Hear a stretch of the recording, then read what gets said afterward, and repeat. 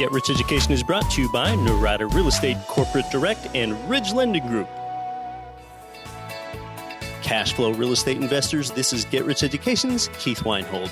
Did you know that you can finance up to 35 income properties all with one lender? Ridge Lending Group specializes in investment property loans, and they do it in almost every U.S. state.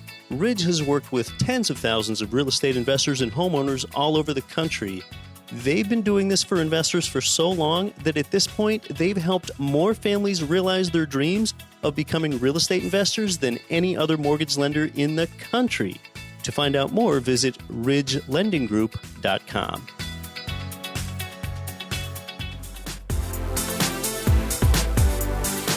Welcome to Get Rich Education with Keith Weinhold, giving you information and ideas on the investment that has turned more ordinary people into millionaires and billionaires than anything else, and can provide you with more wealth and happiness than you ever thought possible. Now, here's your host, investor, entrepreneur, business owner, and educator, Keith Weinhold. Welcome to Get Rich Education. This is milestone episode 100. Yes, I'm Keith Weinhold. Thanks for being here. And so many of you have been here for all 100 shows, and it's just difficult for me to express how grateful I am for that. With listeners in 168 world nations, this is the one investing show out there that is educational, inspirational, and regularly quite actionable at the same time. We've got some special, elements later on today's show to help celebrate episode 100 here. We'll do a fun retrospective as we look back. We're even going to go back to the very beginning, as in you'll hear a little snippet from episode number 1. After that, you're also going to hear from Get Rich Education's own business developer, John Collins, as he stops by to chat with us here for a while. This is the show where you've probably heard things that you've never heard before. Over these 100 episodes, you've been given ideas. Those ideas have opened doors for you. But that's not enough. You've got to walk through that door that the idea opened. That means that you've got to take that informed action, or else you really aren't any better off than when you began if it's only an idea that sits idle. Chances are that if you have taken action on what I've talked about, then you are wealthier today than when this show began back in episode number 1. Yes, you are likely wealthier now if you have been an action taker. Well, what is wealth anyway? What is wealth? Well, I contend that wealth isn't measured in money. Wealth is measured in time. Well, how exactly do you measure wealth with time? Let's dig into this first, okay? And, people love getting perspective on the time versus money confluence, and the trade-off between those two things really fascinates people. So let's do this. We're going to measure your wealth right now. We're going to measure your wealth right here, right now. And here's exactly how. Imagine that you stop working today. Stop working today. And I'll bet that thought sounds pretty good, actually. You probably just assumed that I stop right there, right? But look, if you stopped working today, how much time would you have left before you ran so short on money that your lifestyle would be diminished? That length of time right there, that's how you measure wealth. For you, is that 7.7 years, like one of my investor friends recently told me that his is? Yeah, he's actually calculated it. And by the way, 7.7 years, that's better than 99% plus of people. How do you calculate it? You just take your monthly passive cash flow and figure out how much you and your dependents need to live well on and calculate what that number is. Yeah, you've got your net worth figured to figure in as well. Once your passive cash flow will no longer support you, you could next eat into your net worth accumulation. All right, for you, maybe that figure is 18 months worth of wealth. And you know what? 18 months would be better than most people by far. If you can live 18 months without working and maintain the same lifestyle that you currently live, that then is 18 months worth of wealth. Your wealth would be 18 months. What if your wealth is only 12 months? You know what? That would be better than most people, most Americans even. What if your wealth is as little as 6 months, meaning that you have enough passive income to not have to work for 6 months until your lifestyle diminishes? You're still better off than most people. Can you believe that? Yes. Most people have under 30 days of wealth. Yes, if they stopped working at their workaday job, their quality of life would be substantially diminished in under 30 days. They'd be broke, and I'm sure that some of you are shocked, while others you might not be surprised in the least. Some of you that have owned income property for a long time like I have are not surprised at all that most people's wealth is less than 30 days because you have tenants like I do that pay the rent like the 8th of every month instead of the 1st of every month because they're waiting for a paycheck just to keep the roof over their head. They're the more vulnerable people in society, but not the most vulnerable, and yet they're paying that $50 late fee every month just because their wealth state is that fragile, and they're the people that can least afford to pay it. So that's how to determine your wealth as measured in time. If your wealth was 6 months before listening to GRE from episode 1, now maybe, hopefully, it is a number of years. Well, just to recap some of the content from our first 100 episodes, GRE is the show where you might have first heard some of those mantras that I like to wax poetic on, like, don't follow money, make money follow you. Or how about, do the right thing, then do things right. And then there's the whole concept of the ROTI. The ROTI is your most important investor metric. Everyone knows what that stands for. That's your return on time invested. What else do I like to say? The scarcity mentality is abundant and the abundance mentality is scarce. It all starts off with your mentality. That's why episode number 1 was called Your Abundance Mindset. You don't want to be debt-free. You want to be financially free. How about that concept? Don't be debt-free. Be financially free. And of course, don't quit your daydream. Well, how about some of those mantras that we follow up on that aren't terms that I made up? I mean, there's so many other great quotes out there from others that I try to follow. For example, live where you want to live and invest where the numbers make sense by Robert Helms. How about formal education will make you a living, self-education will make you a fortune? That's by the late Jim Rohn.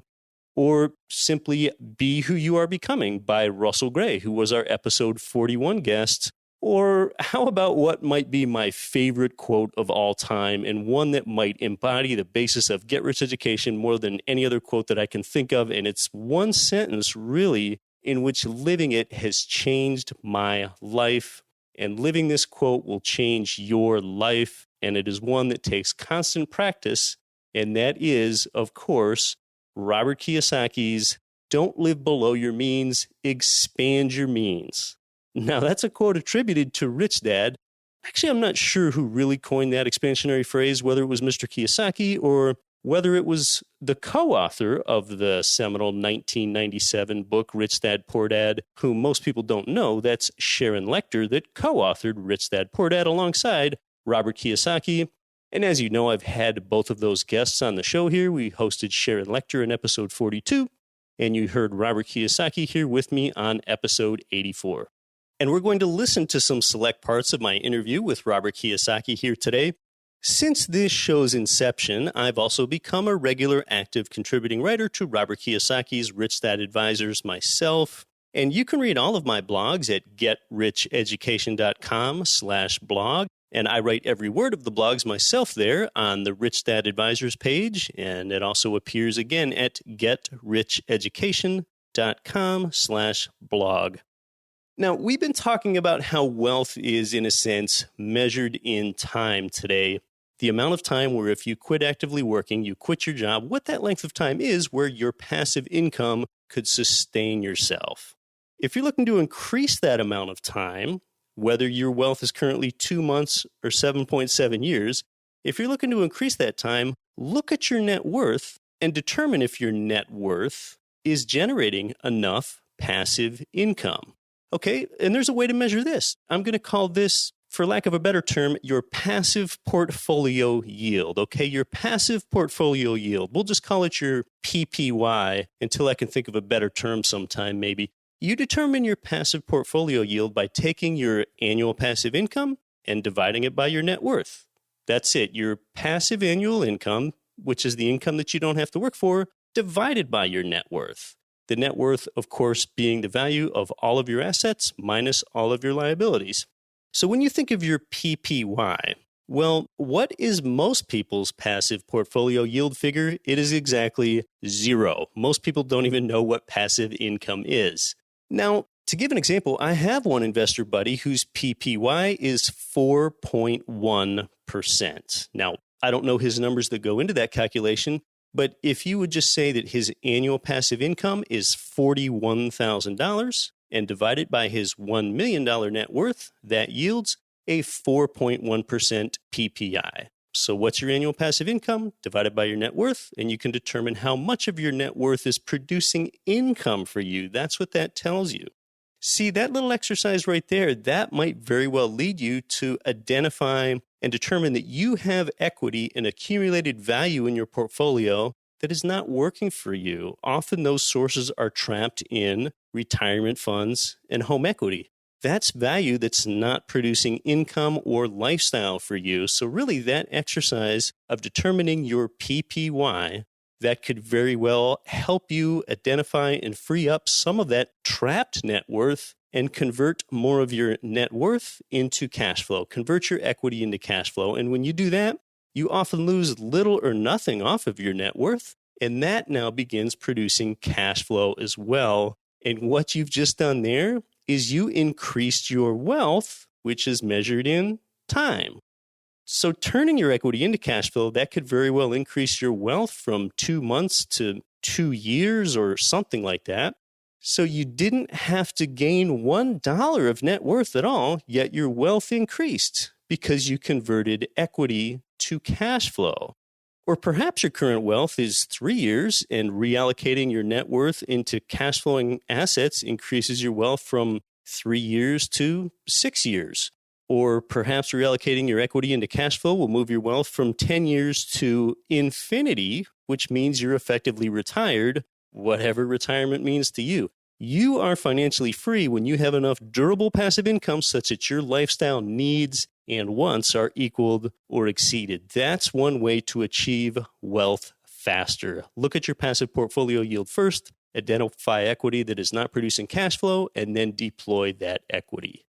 All right, determining things like your wealth measured in time and your passive portfolio yield, that can bring you more happiness sooner. As you've learned, you want to use that to buy time that you can then convert to things like peace, joy, happiness, love, and freedom. Those are those touchy-feely things that you ultimately want, but that people, well, guys especially, just aren't supposed to talk about or something. So that's how to get financially free.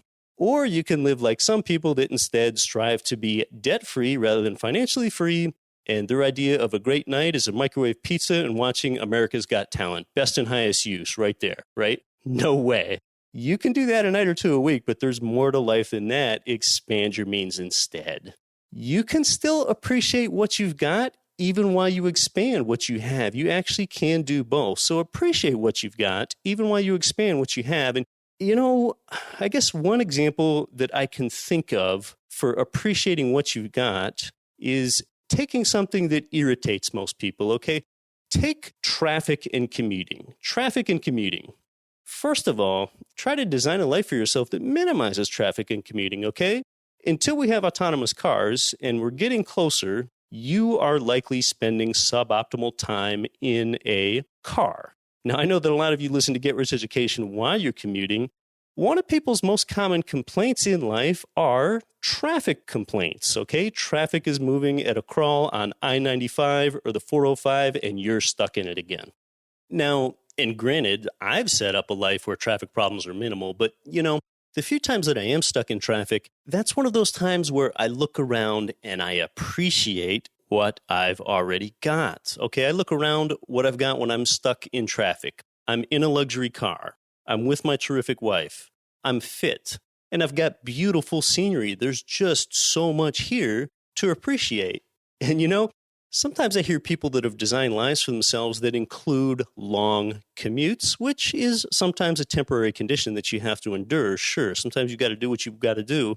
But you know what people say about that is this, okay? And this really gets me. I don't follow this at all. Here's what people say they have long commutes. I got an old beater car because I commute a lot, so I don't want to put a lot of miles on something nice. Oh my gosh. I mean, that is just so backwards right there. That is so backwards. If you're going to spend a lot of time inside a car as a long haul round trip commuter, well, wouldn't you want something nice? Okay. If you're going to be spending a lot of time somewhere, wouldn't you want that place to be nice? But so many people, the scarcity mentality, they just don't think of it that way. They're conditioned to think in a scarce way. Yes, I guess they save money by driving a beater car, but they don't have the benefit of actually letting themselves enjoy their commute as much as they can. And that diminished quality of lifetime is something that they will never get back. Put production ahead of consumption, though. Get your cash flowing assets first. Yes, no doubt about it.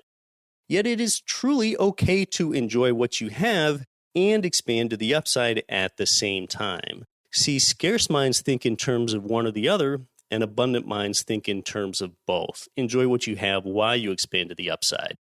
We'll be right back. This is Get Rich Education, milestone episode 100.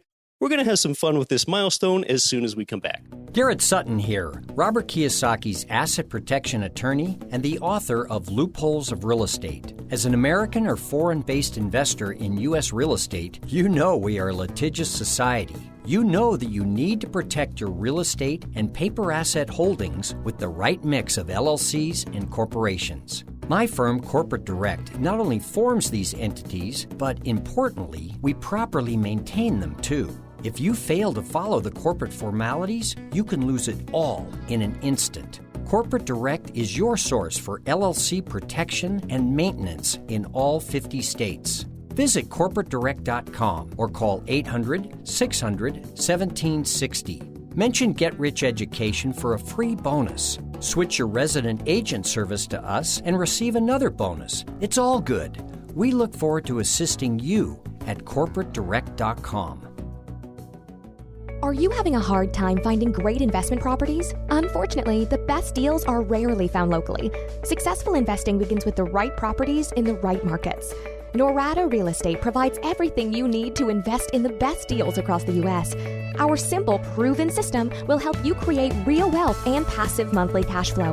Get your free copy of the ultimate guide to passive real estate investing at noradarealestate.com/guide. That's NORADA realestate.com/guide.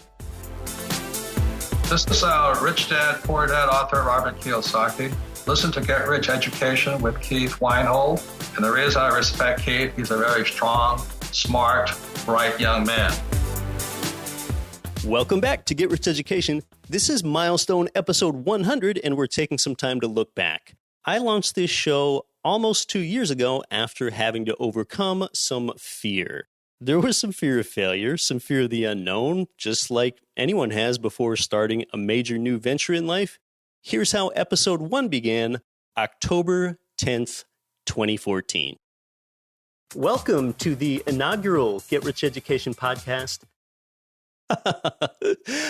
A few days after release, I learned that even though I only do a weekly show, I had 45 downloads in one of those first early days. And it was like, hey, there are people other than my friends actually listening to the show. And never did I think it would grow into what it's become today. In shows 10, 20, and 30, we did a 3-episode series called Vocab Rehab, where I just introduced you to what some common investor terms mean, because I hadn't seen another show do just that. And I think it's really important to educate and not intimidate. So we wanted to be familiar with the terminology that we were going to use thereafter. Yes, educate. This is Get Rich Education, after all. Episode 13 was where I took the microphone myself so that I could tell you about how driverless cars, also known as autonomous cars, will change the geography of real estate and a lot more. Episode 25 is where I hosted Rich Dad Advisor Ken McElroy here. That was his first of 2 appearances here where he gave us this memorable quote. That's why I like real estate. It's really dumb and it moves slow. I mean, it really does. It's great to know that we're spending most of this show discussing something dumb and slow. I love it, though. In a sense, Ken is right. Real estate moves slowly enough so that you can get ahead of trends and be a profiteer. Then we're in that area of the show where a blogger began referring to me as the anti-Dave Ramsey, which I absolutely love. The anti-Dave Ramsey is what I was being called. And Dave is a popular financial commentator, and I'm not bashing Dave. He's a good guy, a really good guy, in fact. We just do two different things. Dave tells people to erode and defer the quality of their life, strive to be middle class, and live debt-free. I tell ordinary people how to expand their quality of life, acquire wealth, and not focus on being debt-free, but that you can live a life of plenty when you focus on being financially free instead. In episode 41, I hosted longtime influencer Russell Gray from the Real Estate Guys. He spoke about real estate syndication and also just spoke to the durability of real estate as an investment vehicle. At the end of the day, real estate is real. It serves a basic human need. It's not a fad. It isn't going anywhere. Nobody's going to come up with some technology that's going to make real estate obsolete or somehow have it not be an important part of human existence. Everybody's going to need a place to live, place to work, place to shop, place to go on vacation. Real estate is part and parcel, an integral part of human existence. And so for that reason alone, it's a solid investment. Let's fast forward all the way to episode 81, where I hosted our youngest guest ever. That was Russell Gray's 24-year-old son, Sean Gray. Start retired. Don't live to get paid to live. Man, start out retired. Don't live to get paid to live. In life, if you make money your end goal, you will live an unfulfilled, soulless life. If you keep asking yourself the question, what can I do to make money? What can I do to make money? Well, then you need to start asking yourself better questions. Instead, if you ask yourself this question, what can I do to build the sort of lifestyle that I want to live? And you make that the end goal, you won't merely be living to get paid, you'll be getting paid to live. Let's go 3 episodes later to episode 84 when I hosted Rich Dad Poor Dad author Robert Kiyosaki here. And I just have to say thanks to Robert Kiyosaki and all of his Rich Dad advisors for being such frequent contributors to Get Rich Education here. Altogether, they've appeared as guests on 8 of the first 100 shows. Let's listen to what Robert Kiyosaki told us here, and he was quite direct with you. If you're saving money, going to school, investing for the long term in the stock market, buying a house and getting out of debt, you're the village idiot today. That's not it. That's high. That may be high IQ from 30 years ago, but it's low EQ. It takes EQ, emotional intelligence, to actually take action and make changes. But most people cannot get rid of those stupid words in their heads. Save money and invest for the long term in the stock market. Buy a house because your house is an asset. If you don't get rid of those words in your head, you'll probably be a victim in the next few years. 15 years ago, Robert Kiyosaki made a famous prediction in his book called Rich Dad Prophecy. He predicted that there will be a fantastic economic collapse in the year 2016. Well, he actually modified that prediction right here on the show. Kiyosaki also gives us a lot of other memorable material in that one. He even told us what he personally likes to invest in today. That was all there in episode 84. Speaking of predictions, in episode 90, I hosted popular commentator and economist Harry Dent, where we talked demographics, and he gave us loads of predictions. Cue it up. Markets are perverted. They're programmed to only go up. A healthy market goes up and then retraces and corrects and digests the gains and then goes up again in a stair-step fashion. Ever since early 2009, the markets have gone up and only seen some substantial corrections starting in late 2014, and now we're seeing more of that. So it's showing we're starting to top. But the markets just are programmed to go up. That's not a healthy market, and that means they keep getting stretched and stretched. And when they finally do go down, they're going to go down harder. Yeah, Harry Dent, in fact, predicting that the Dow will crater to 6,000 points by next year. I don't know whether that's going to happen or not. Harry Dent thinks so, though. Well, I've probably hosted about 40 of our first 100 episodes all by myself with no guest. We've been honored to have so many great guests here for the other 60 or so shows, really the top thought leaders in their respective fields. All right, so we had one guest in particular where, when he appeared, it really had some special meaning to me, and I think you know which one that was. That was the Robert Kiyosaki appearance, because as you know, like so many people, when I read his classic book, Rich Dad, Poor Dad, it changed my life, and he is a substantial influencer in the space still today. Now, I was hanging out with Robert Kiyosaki earlier this year on an investor cruise, and I brought you those shows and that coverage from Miami. But still, after the cruise, it felt big when he appeared on Get Rich Education with us for the first time. And I've got to admit to you that I was rather anxious leading up to that interview. So here's just a few seconds of how things sounded off microphone between Robert Kiyosaki and I, leading up to us sitting down for a chat. So this is off mic before the interview began. And Robert and I were not in the same room physically for the interview, but I could see him in the video. He followed behind his personal assistant as they were about to walk through the door and into our meeting room. Good morning. All right, here we are. Okay. All right. Terrific. Here's Robert. Good morning, Mr. Kiyosaki. Morning, how are you doing? Oh, some music to a rather famous walk through a door there, but Robert Kiyosaki is here for good rather than evil. So lots of motivation from him here on episode 84.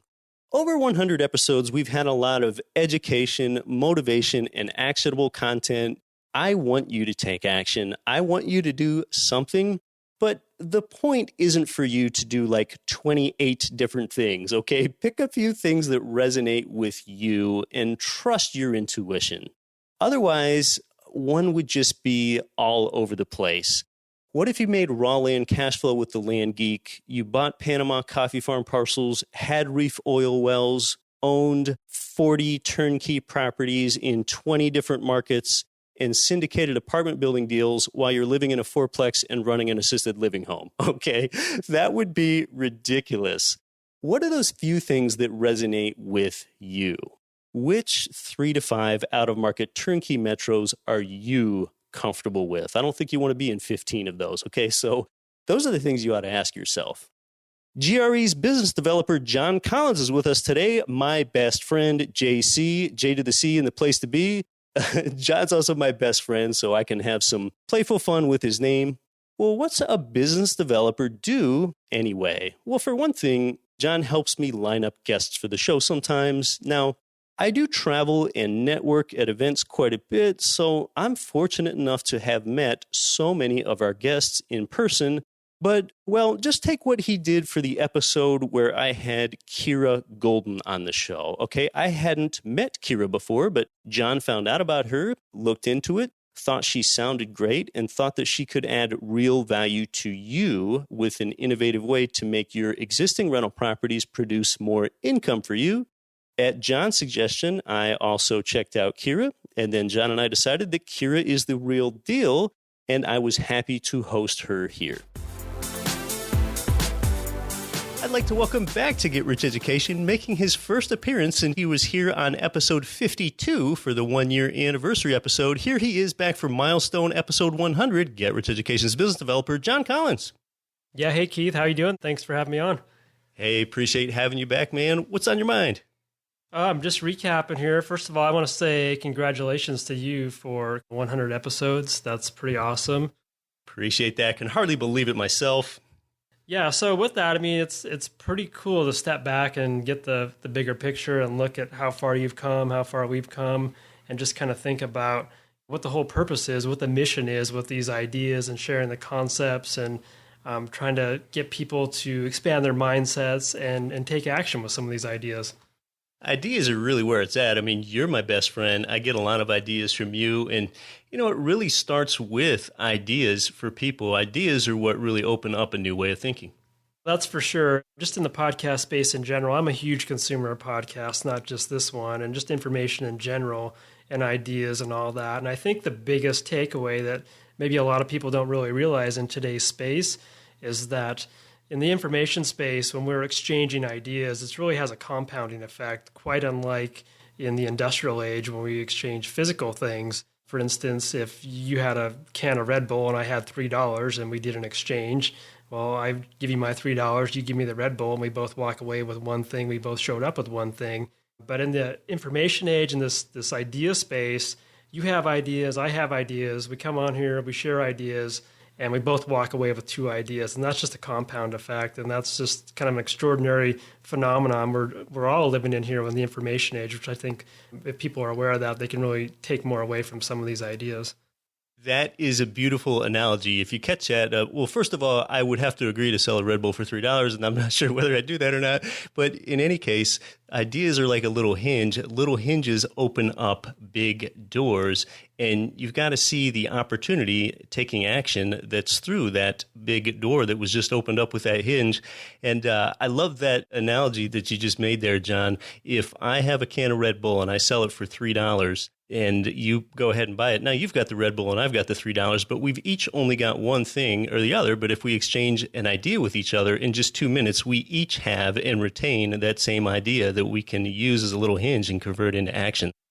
Yeah, and then to take that a step further, what you're saying about taking action, now if someone actually acts on those ideas, well, boom, they've just opened up a whole new world of opportunity and exploration, and of course the feedback they get from acting on those ideas, whether it's positive or negative. We've all had these negative experiences, these things we call failures, but those are all incredibly valuable learning opportunities, and the feedback we get from that just helps us go forward even farther. So I think that's the important part. We've got the ideas, you're taking action, and you're getting instant feedback from that action, good or bad, and you're using that feedback to take further action and keep moving forward. So I think that's really just that repetitive process. You have to kind of keep that momentum going.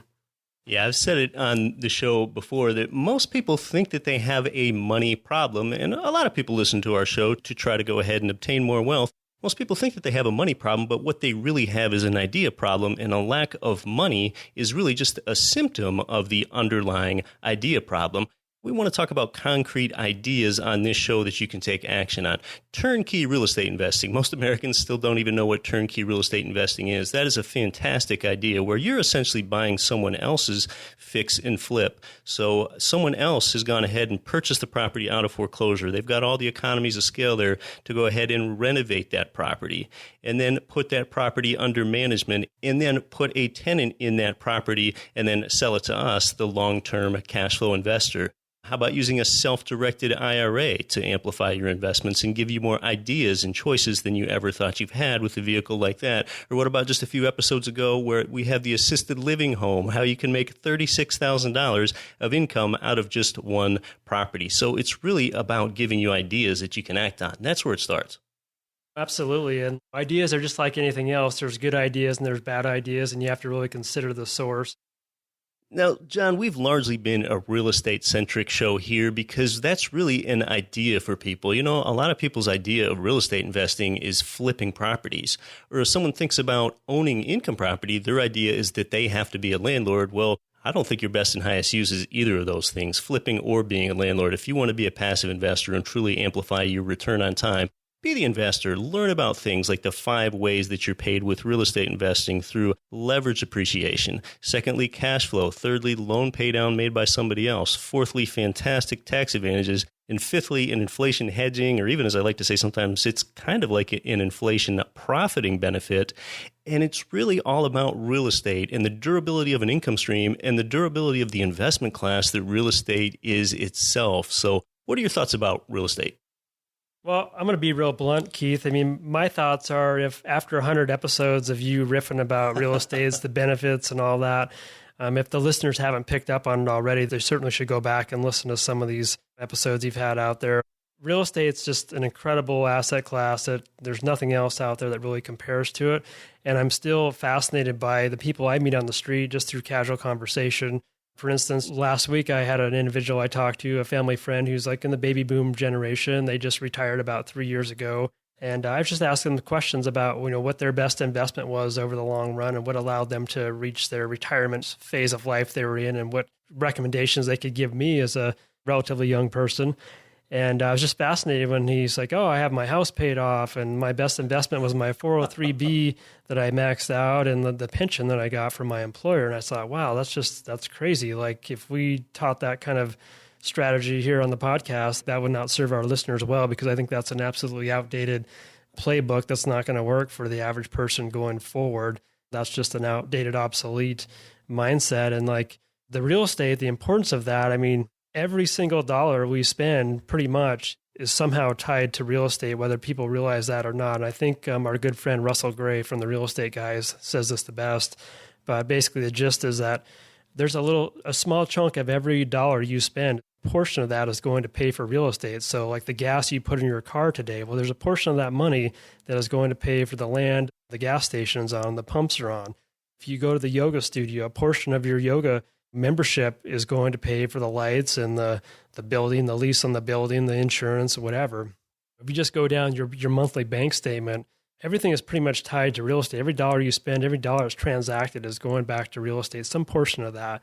And if you can put yourself on the other side of that, at least to some degree, I think you're putting yourself in a good position to benefit from some of that instead of just being on the consumer end of that, where your dollars are going to somebody else's real estate. Well, if you can put yourself on the other side of that and be capturing a few of those dollars going forward, I think that's in everybody's reach and it's to everybody's benefit. And they should really be thinking long-term like that in terms of creating a durable, repeatable monthly stream of cash flow going forward.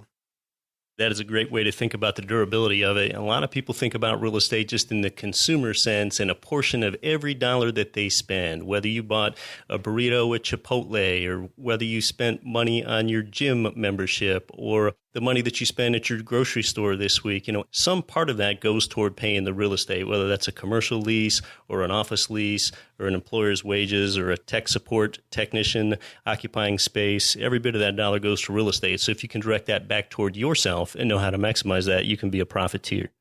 Yeah, so you mentioned this 65-year-old man, this family friend that you recently talked to, and you had asked him what perhaps his best investment move was, and he was talking about his 403B plan and how he went and saved money most of his life and focused on that and got his house paid off and all that. But I think a lot of people don't realize that you don't have to defer so much gratification until later in your life. When we focus on cash flowing investments that produce income, you don't have to delay so much gratification. You can actually benefit in the short term, the intermediate term, and the long term all at the same time. I really think that is the biggest takeaway.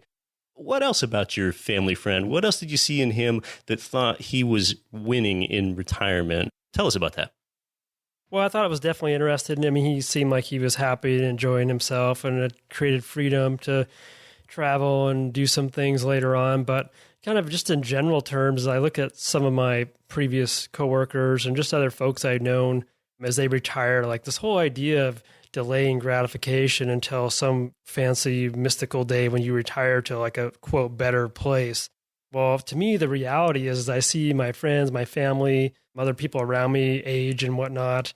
The delayed gratification doesn't really look that attractive to me as I see people literally have aged. I mean, they have physical ailments. They're not as full of vitality. They don't have as much energy. They put on a few pounds. They just don't look as healthy and vibrant or energetic or gung-ho as like, a 25 or a 35-year-old. I mean, that's just kind of the reality of like our physical bodies that we travel around in. But my point is, I don't think this idea of delaying gratification, to me, that's not delayed gratification. You look around, imagine yourself 35, 40 years older. To me, that's not delayed gratification. That's going to be accelerated depression, maybe. I don't know. The other thing I wanted to say about that is one of the coolest ideas I came across here in this last month as I've been researching different topics. I came across a TED Talk. This guy talked about the idea of doing sabbaticals.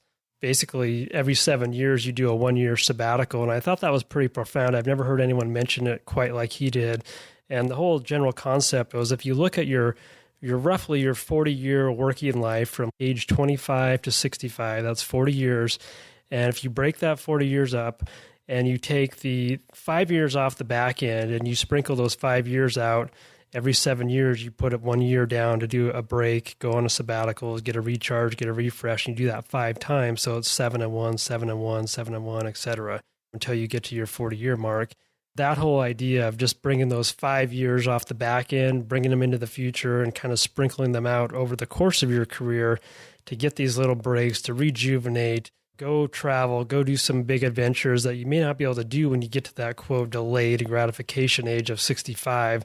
You may not physically be able to do them. Mentally, you may not even be interested or even just have the whole wherewithal, and you're going to miss all those experiences. So this idea of doing a 1-year sabbatical every 7 years, plus or minus, whatever makes sense for you personally, I think that's a really good mindset going forward, especially in today's world as things are so volatile, and the idea of having a job or the same position or whatever, or being in a place in your life for a long duration is kind of not really that practical. As things change, we're all constantly doing different things, moving in different directions. So just think about, bringing some of those years off the back end, bringing them up a little bit earlier, and taking advantage of those before those years have diminished in terms of your energy and your vitality.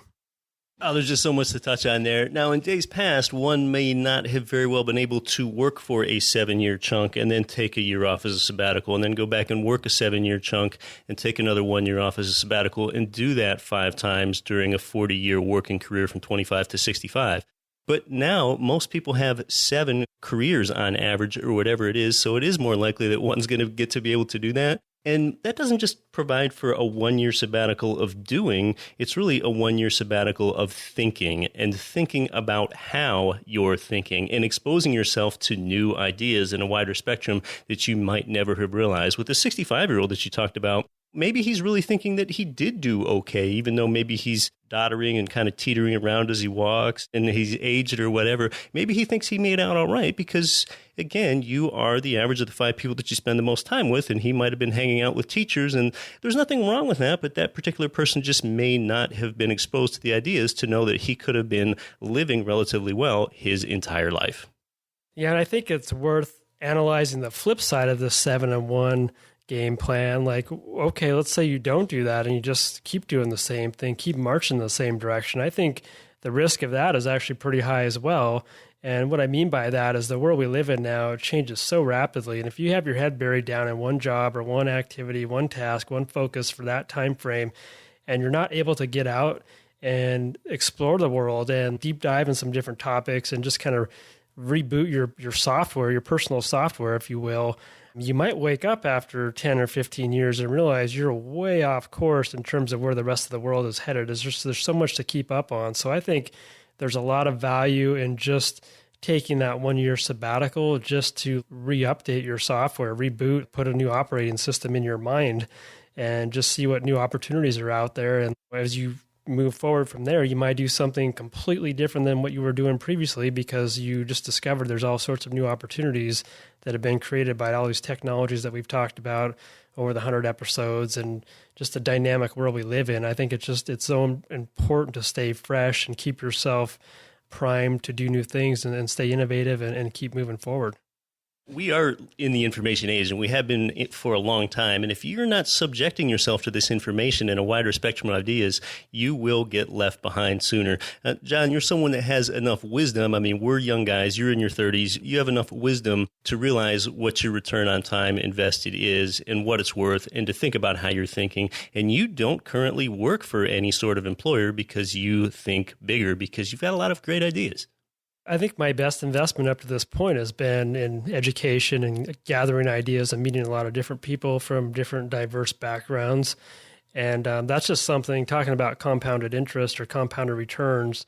When you invest in yourself, you invest in your education, those returns, those never go down in value. They just keep returning more and more because you're able to extract more ideas and information and insights away from each conversation you have, each podcast you listen to, each book you read, each webinar you attend, each seminar you attend. It just keeps constantly up-leveling your game. And it's like your lens you're looking through just gets more multifaceted, and you just start seeing things in a lot of different levels and a lot of different degrees of clarity. So I think that's really valuable. Yeah, John, well, I really appreciate you coming on. I've always loved your fresh ideas. You really give me a lot of ideas. Sometimes things that I say on the show come from something that you told me or a resource that you connected me with. Any other thoughts? No, I think that's great. I'm really excited. I just want to say thank you again publicly here, Keith. It's been fun to be part of the project and contribute, but I'm also one of the biggest fans here. I love listening to the show every week. I've taken a lot away from what you've done, and it's fun to watch you grow and watch you build the audience and the feedback we get from all you out there in the audience around the world, literally. It's just been amazing that we're impacting lives on such a deep level, and that's very rewarding. So big thank you to everybody out there, and keep listening and let us know how we can help. Thanks, John. Well, who are some of those listeners that have been impacted?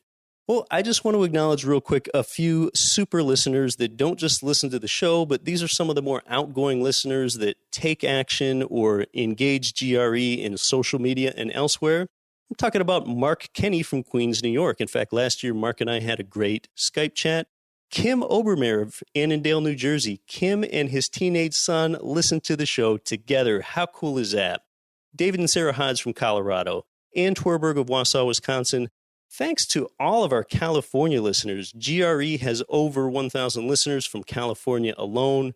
Ash Badri from Edmonton, Alberta, Canada. John and Sherry Ruman from Trinidad and Tobago. Sven Multi-Storing from Germany. Ricardo Alfonso in the Netherlands. There's just so many. I can't possibly name them all.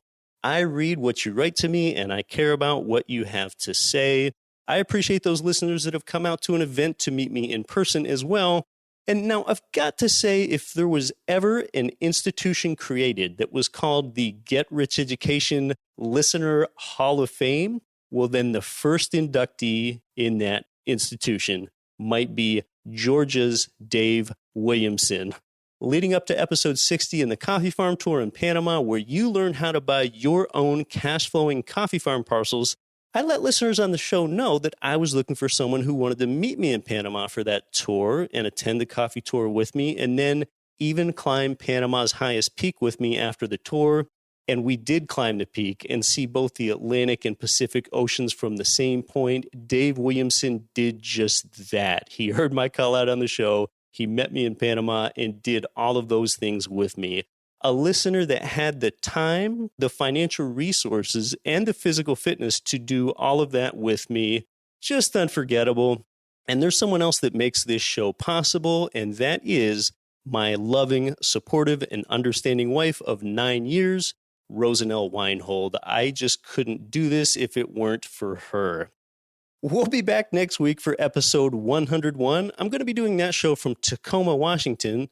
For the first time, we're going to go deep in discussing how geography affects your real estate investing with a pretty sophisticated guest. And I've got a feeling that you almost might want to have a map out when you're listening to that show. For my developers, John Collins and Marcus Whelan, sound engineer Vidran Jampo, web designer Nikon Roy, I'm your host Keith Weinhold. Can you believe that each of those guys have hung with my slack-jawed act for all 100 shows? Amazing. Signing off for the 100th time, thanks for being here, but as always, you weren't here for me, you were here for you.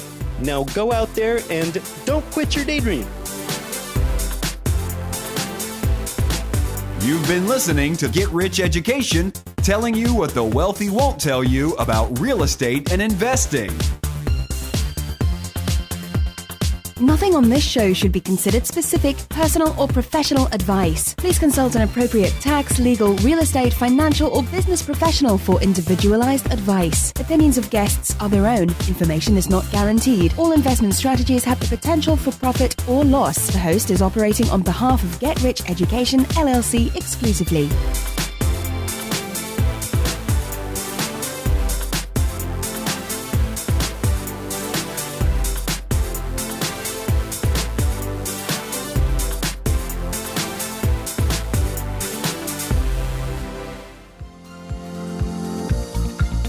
Cashflow real estate investors nationwide and worldwide, this is Get Rich Education's Keith Weinhold. Forbes has rated Memphis, Tennessee as the #1 cash flowing market in the world. Our good friends at Mid-South Homebuyers have been Memphis's premier turnkey real estate provider for 14 years with a stellar reputation and an A+ rating with the Better Business Bureau. Owner Terry Kerr was born and raised in Memphis. Yeah, he knows the market and has renovated and sold over 1,000 houses in the Memphis area. Find out what their many repeat buyers already know Their houses are completely renovated, even come with a 1-year builder's warranty and a lifelong rental guarantee. They're a perfect fit for the first-time out-of-state investor or the seasoned investor diversifying their portfolio. Mid-South Homebuyers' friendly staff makes investing easy. Learn more at midsouthhomebuyers.com or give them a call at 901-217-HOME.